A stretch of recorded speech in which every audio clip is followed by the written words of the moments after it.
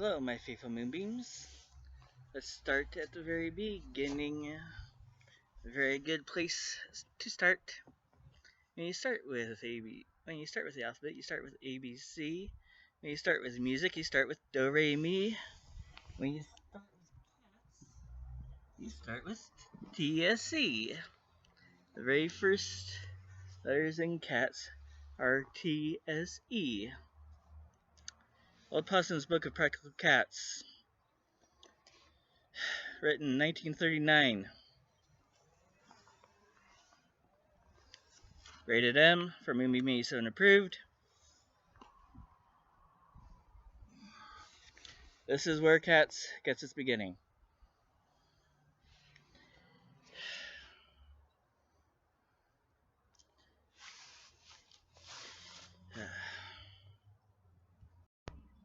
Thomas Stearns Eliot, born September 26, 1888, died on January 4th, 1965.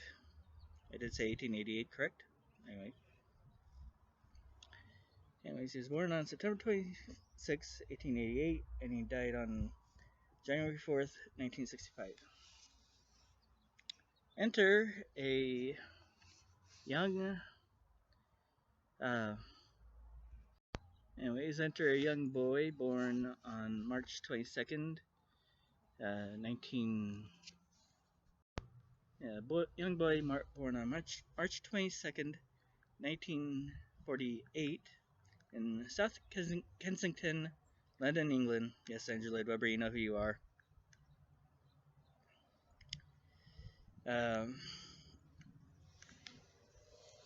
Yes, when I was raised on the poems and rhymes of one Theodore Seuss Geisel, Andrew Lloyd Webber was raised on the poems and rhymes of Thomas Stearns Eliot, a man born in Missouri.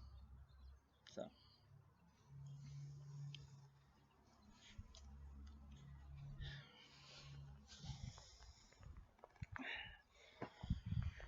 anyways,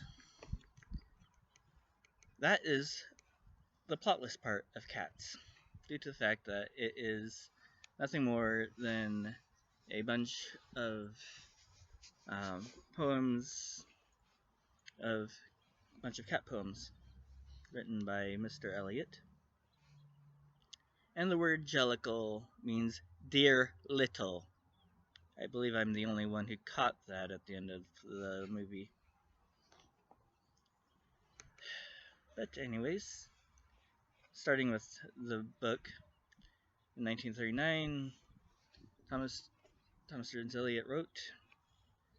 Andrew Lloyd Webber then proceeded to turn the book into a concert for Mr. Eliot's widow, Valerie, in 1981.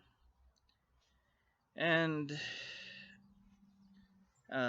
because that book is only good for a concert, Andrew Lloyd Webber then got a poem from Valerie Eliot, which is Grisabella the Glamour Cat. And that meant theater to him. And so he asked if she had any more poems of his, which gave us the song Jellicle Songs for Jellicle Cats, and the other poem and others that you don't see in the book, like Memory.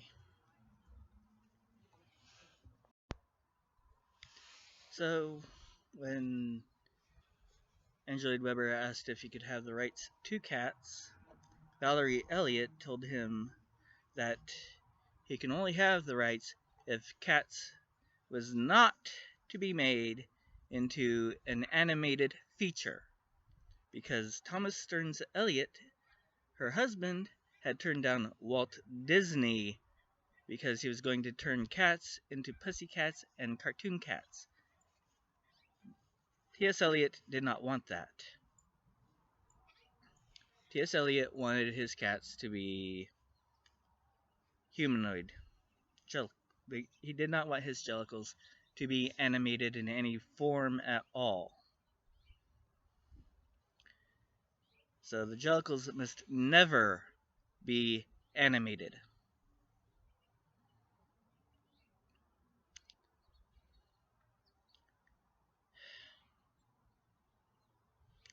So, damn it. So, as I was saying, 1981, Valerie Elliott gave Andrew Lloyd Webber the rights to cats under the condition that cats should never be turned into an animated feature. Andrew Lloyd Webber said he was thinking more of Hot Gossip, and Valerie Elliott agreed. Hot Gossip apparently was a group back in 1981. I was 5 years old at the time.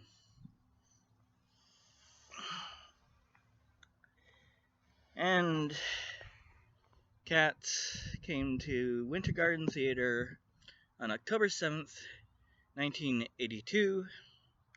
And 2 years later, 1984, I had heard about it. I thought it was a movie. Little did I know it was a play.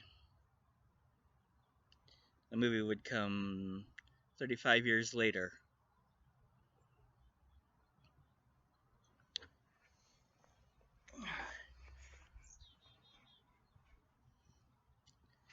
But back then it was a play.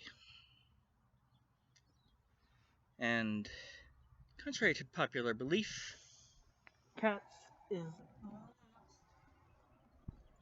and I repeat this, not a plotless. Cats is not plotless. This is the plot of Cats. And I can say this because I am teaching a lesson. Teaching falls under fair use and fair trade, or whatever fair type of thing you want to call it, that's fair use, because I am teaching, so I can do this. The plot of Cats. Jellicle cats meet once a year at the Jellicle Ball, where we all rejoice, and the Jellicle leader will soon appear and make what is known as the Jellicle choice. When old Deuteronomy, just before dawn, through a silence that you feel you could cut with a knife, announces the cat that can now be reborn and come back to a different Jellicle life. For waiting up there is the Heaviside Lair, full of wonders one Jellicle only will see. And Jellicles ask, because Jellicles dare, who will it be? The rest of the Jellicles say, who will it be? Plot narrated by Monkastrap. That is the plot of Cats.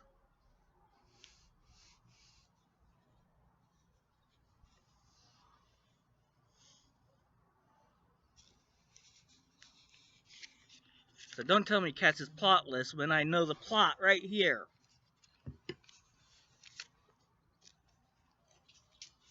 Got the plot right there.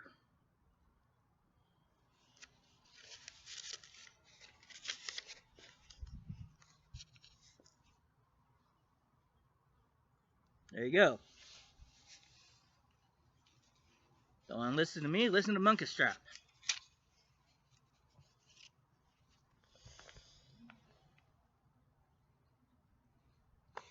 Or Monk, as we called her in our version, because in our version it was played by Sarah Maines. But Monkey Strap is usually played by a guy, but our version, Sarah got the role, so.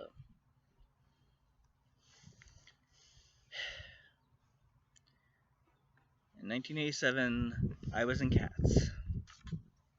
And Little Joe, the Moonlight Cat, was my Jellicle.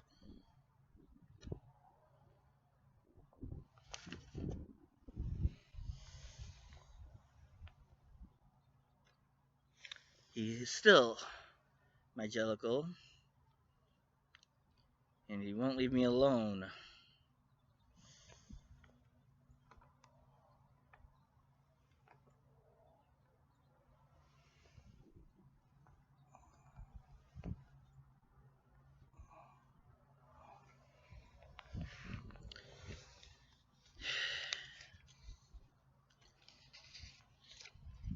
Anyways, 1984, I heard about Cats. 3 years later, I was in Cats.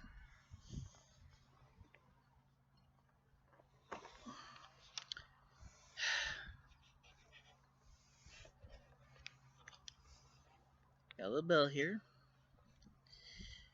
because I'm going to be doing the sins of the 1998 version of Cats. Munga Jerry and Rumpelteazer, the poem was cut and shortened. And there was no Grout Tiger. So no Grout Tiger's Last Stand, that's a sin. So those are the 2 sins in Cats. There are also 2 other sins, but I'm gonna let them slide due to the fact that when the first sin is there was no Lil Joe and there was no second headlight on the train.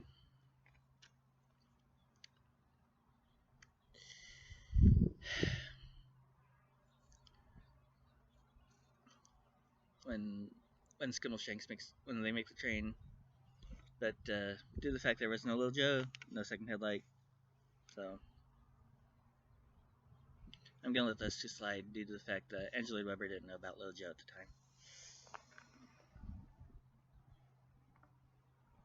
However,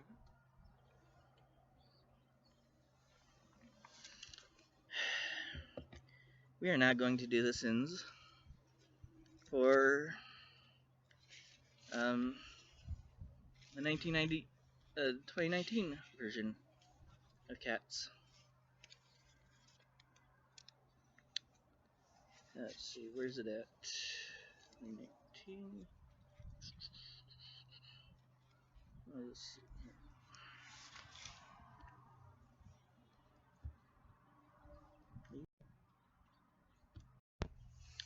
Alright, the sins for 2019 Cats. And you do know that this is one that CinemaSins is going to get you on, so CGI fur is CGI.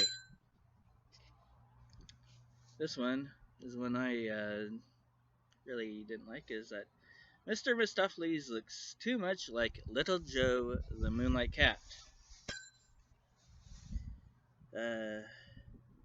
Beautiful ghosts added, while my poetry was shoved aside. Let's see. And,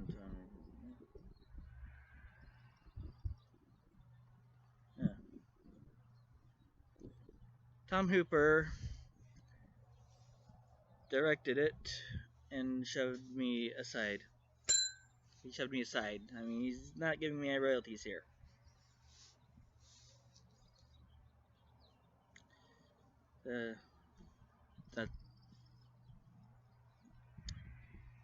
Let's see. Human noses and mouths look human. Let's see. 5. Mr. Mistopheles, aka Quaxo, uses a wand.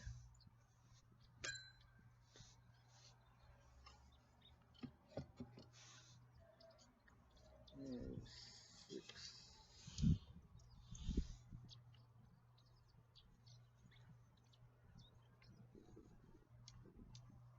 Let's see. Yeah, he's the one. That's a little Joe thing.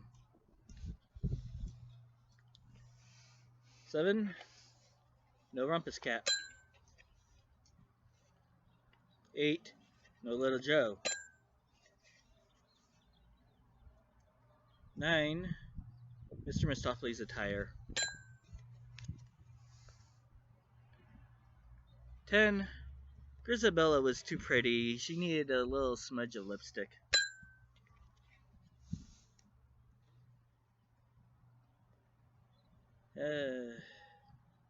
11. Too many fat jokes.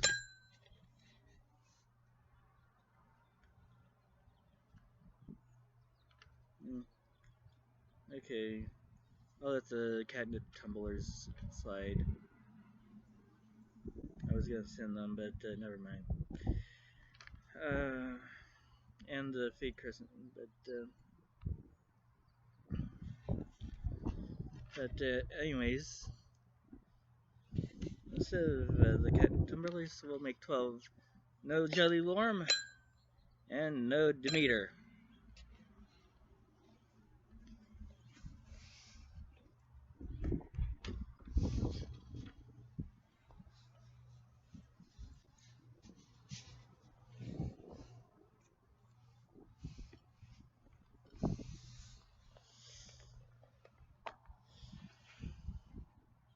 Those are the sins of Cats 2019. That's why I gotta know.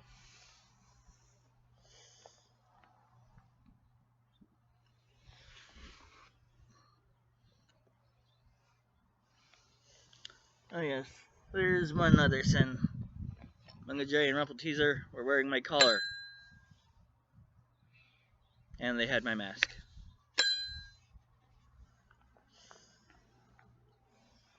There we go. There's all the sins of Cats 2019.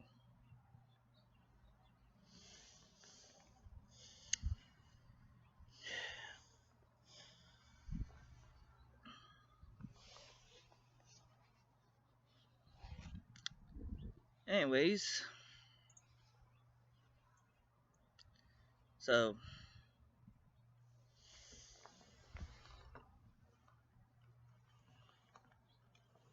what people complained about for Cats 2019 and what I can tell them.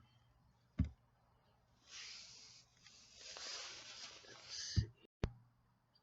Well, one thing I didn't understand was why Rotten Tomatoes used the cat puns and why everyone else is using cat puns for their critiques of cats. One thing people don't understand is Jellicle sizes. I already mentioned the plot thing, so I'm not going to mention that again. So, Jellicle sizes. They're cats. Jellicles come in all different sizes. Small, from a very small to a little bit tall. So, get over yourself about the size thing. Just because the dynamic, I mean,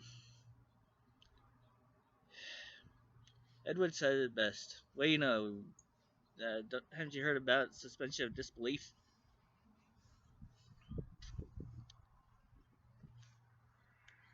The naming of cats, i.e., Victoria, and her name. Victoria's name is Victoria the White Cat. That's why she didn't use Vava Vicky or Victorialicious or whatever different name you want to give her. Her name is Victoria the White Cat. Magical cats. But people don't understand about them. Oh, well, let's see here. Magical cats.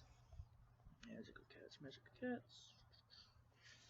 To the magical cats, we go back to the book. Oh, look. Here's Manga Jerry and Rumple Teaser about to knock over the Ming Boss. I always find that. I always seem to find that there. I always seem to find that one. Here we go. The Cavity, the Mystery Cat. You can see him floating up in the air. Yes, McCavity the mystery cat. He's called the Hidden Paw. Crazed master criminal who can't defy the law. He's the bafflement of Scotland Yard, the Flying Scots Spare. When you, for when you've, Flying Scots Spare. For when you've reached the scene of crime, McCavity's not there. McCavity, there's no one like McCavity. He's broken every human law. He breaks the law of gravity. His powers of levitation would make a figure stare. And when you reach the scene of crime, McCavity's not there. That's basically what makes him magical.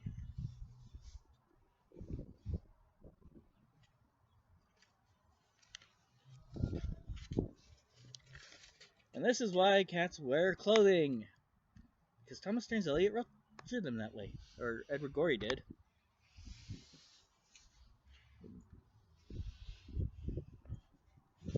Oh, look.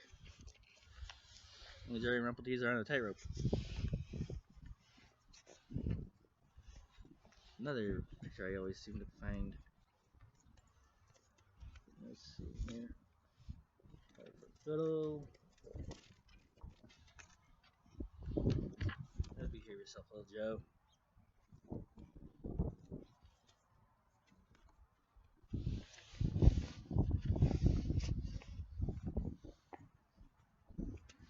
Let's see here.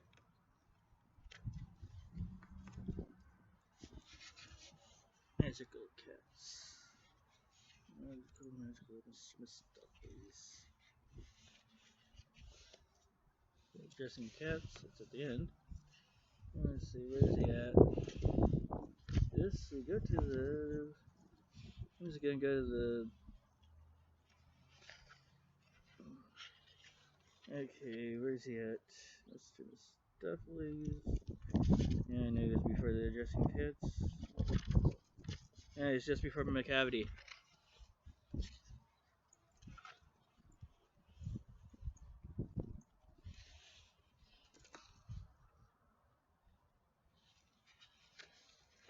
There we go. Magical cats, Mr. Mistopheles. Magic Cat Jenny's favorite character. You ought to know Mr. Mistopheles, the original conjuring cat. There can be no doubt about that. Please listen to me and don't scoff. All his inventions are off his own bat. There's no such cat in the metropolis. He owns all the patent monopolies of propounding surprising illusions and creating eccentric confusions.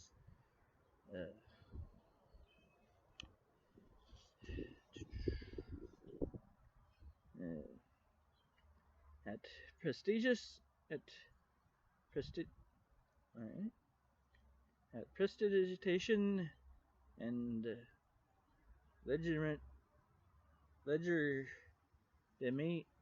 domain, he'll defy examination and deceive you again. The greatest magicians have something to learn from Mr. Mistopheles' conjuring turn. Presto! And we all say, oh, well, I never was ever a cat so clever as magical Mr. Mistopheles. Again, this all falls under fair use.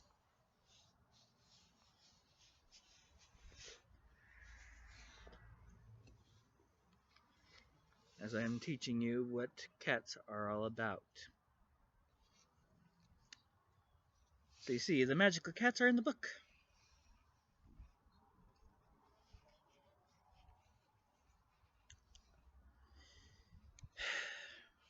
So, let's see.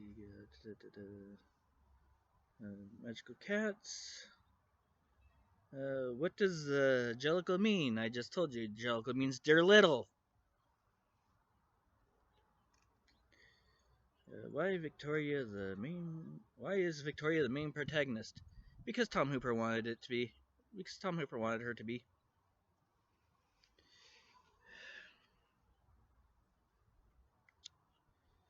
The CGI. Again, Tom Hooper's decision.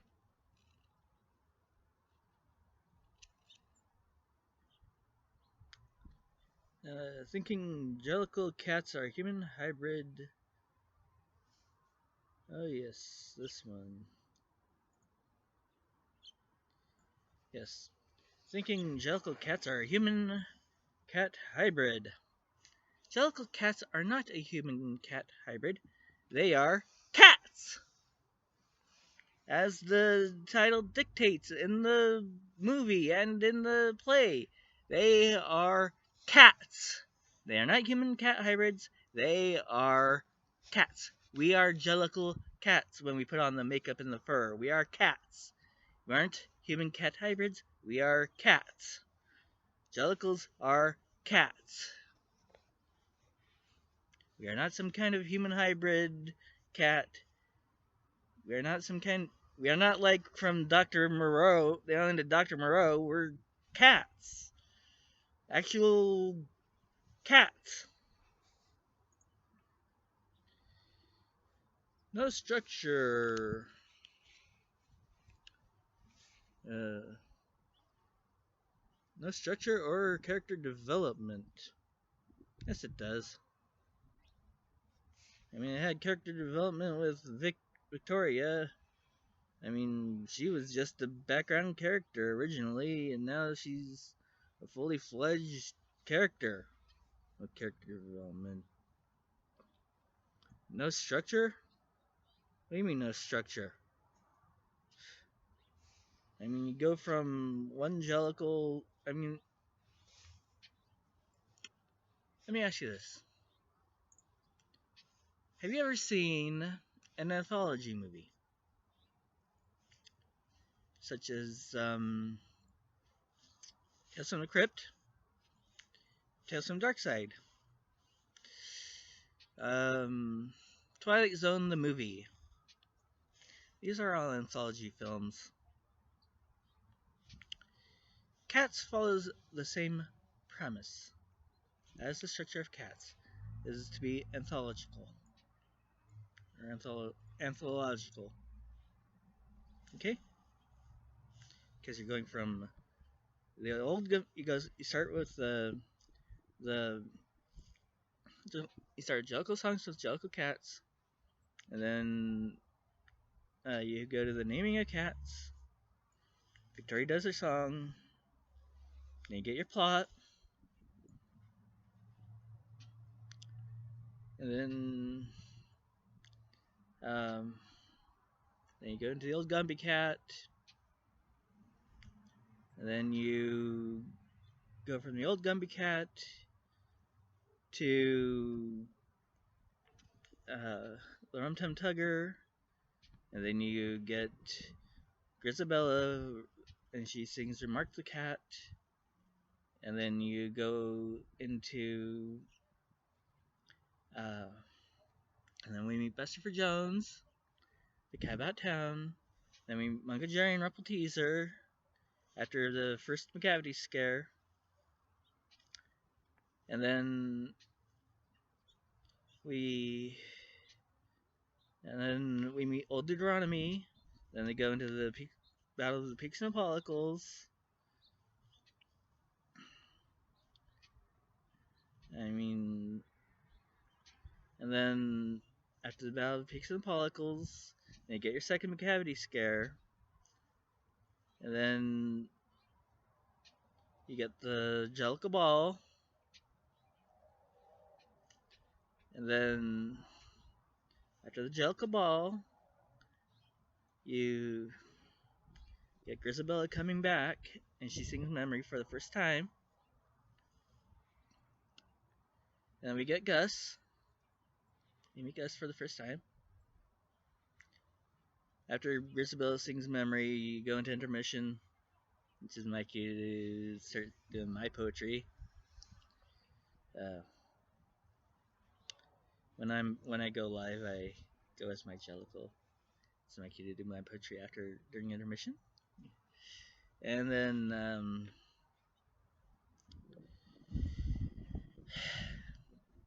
we get Gus, and then the Jellicle I wanted to be, but I got Lil Joe instead. And then we meet after Gus. Then it's Skimbleshanks the Railway Cat, and then McCavity comes in and kidnaps old Deuteronomy, and then he comes back dressed as old Deuteronomy, and then we have Demeter tackle him, and he shows up, and everyone's scared of him, and we have our big battle royale between McCavity and Monkus Trap. And then McCavity does the thing with the uh, jumper cables where he electrocutes himself out of the Jellicle ball, and he blacks out the Jellicle ball, and Rum Tum Tugger sings McCavity back. In the movie, it was Mr. Mistopheles singing his own song, but Rum Tum Tugger usually sings it. And so it's usually sang either by Rum Tum Tugger or both Rum Tum Tugger and Mr. Mistopheles. But either way, the song of Mr. Mistopheles is sung. Mr. Mistopheles brings back old Deuteronomy, and the Jellicle choice can be chosen. It's the time is Jemima sings the Daylight. In the movie, it was Victoria. Why they changed it from Syllabub to Victoria, I don't know, but that's what they did. So you have the Daylight, and then you have Monkey Strap saying, "Now just before dawn, old Deuteronomy will make the Jellicle choice." All the Jellicles approach him or her, in this case. In the movie, it was her. And then Grisabella comes back, sings the Reprisal of Memory, and she's chosen as the Jellicle choice. Journey to the Heaviside Lair, the addressing of cats. Why the addressing of cats is there is because it's in the book. All the songs that are in the movie or in the play are in the book. However, they're not in the book as they are in the play. Some of the poems in the book are switched around in the production, which I think is all for the better. Yeah, let's see here. Let's see. Why was there breaking of the fourth wall? Because it's Cats. That's why. Cats is a breaking of the fourth wall play. You don't think they're gonna break the fourth wall in the movie? Why Jenny Annie Dot strips? Why do you think she strips? She strips in the play. Why wouldn't she strip in the movie? And she wears this big, huge, fat fur suit, and then she gets that stripped off of her, and she's wearing this flapper suit. And then we meet her again, and she's wearing something different. So yeah, she strips in the play. So why wouldn't she strip in the movie? Political film. Again, directorial decision.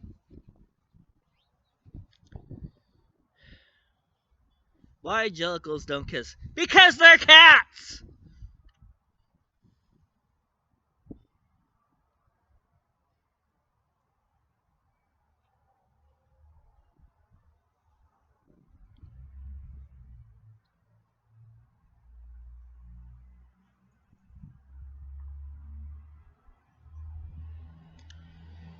Jenny Annie Dot's mice and roaches. Why they just don't take off after she's kidnapped? Because they're mice and cockroaches. They're gonna stay put in the house where they belong. That's their home. That's their home. That's where they raise their babies.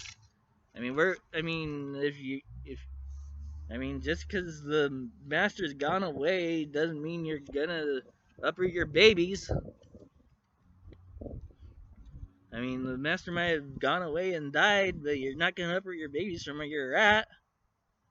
You might just stay in the house and just go to a different part of the house and live it up, right? Why they don't take off? Why do you think they don't take off? They got good. She's gone. They're gonna live it up. They're gonna have a party.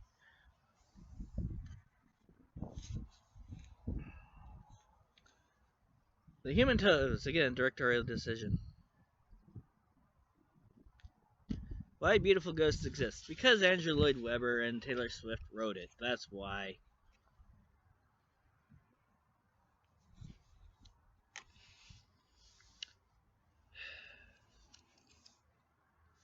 Any other questions? I hope I have answered all of your questions. As for Little Joe the Moonlight Cat, the reason why I've done this is so you can see the difference between his front and his back. This is his left side, and this is his right side. Again, left side,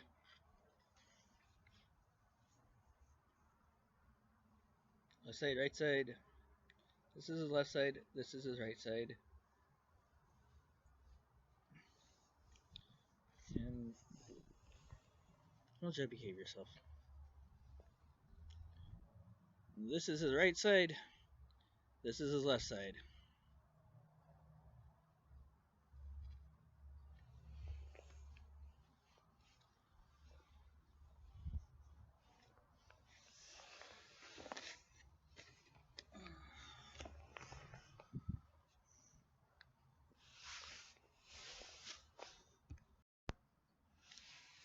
As I was saying, his left side, his right side.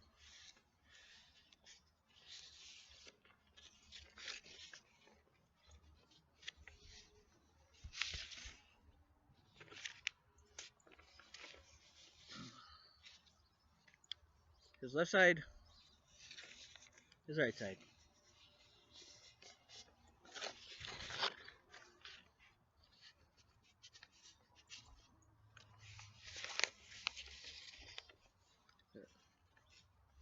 Take this one, and you put them back to back, like so. And you have the left side here, right side there, and then you switch it to left side there, right side there. And yes, his tail is moving from side to side. Because he's a little angry that people aren't understanding cats.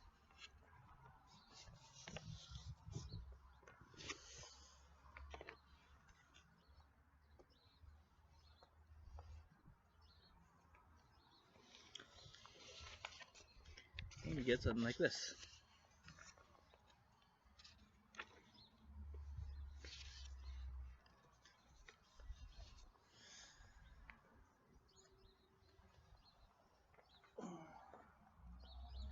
And that is a copyrighted character.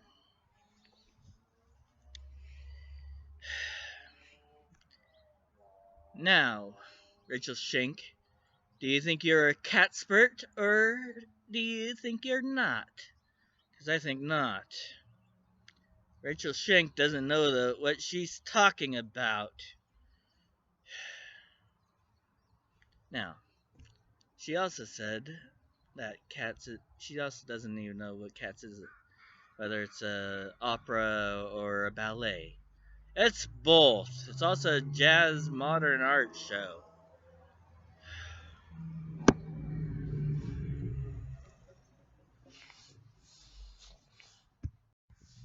It's also a jazz and modern dance show.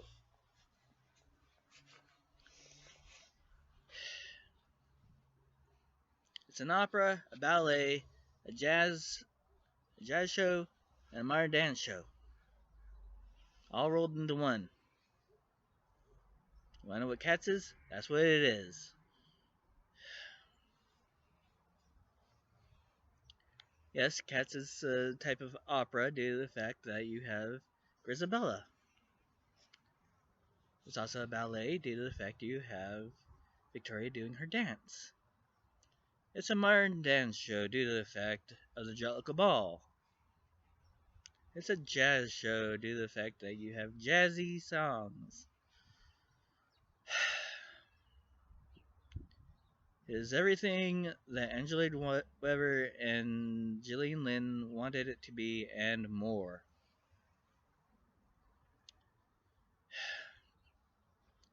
Now, I hope I have answered all of your questions and maybe even more. Because I am tired of people saying Cats is a plotless musical.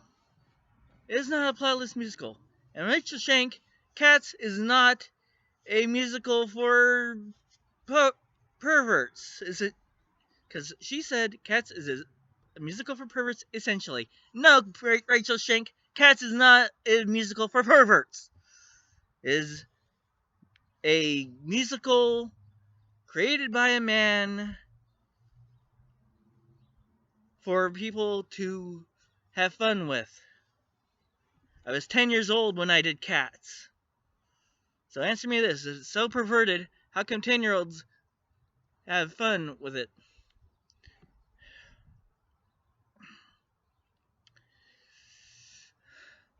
And the word Jellicle means dear little. So no. It was created, it was because of T.S. Eliot's niece. So no, T.S. Eliot was not high, but you are, Rachel Shank. Yeah, you made the wrong person angry there. I'm gonna turn this off before I get too angry at Rachel Shank, because she made me too. She. Yeah, I'm gonna turn this off now.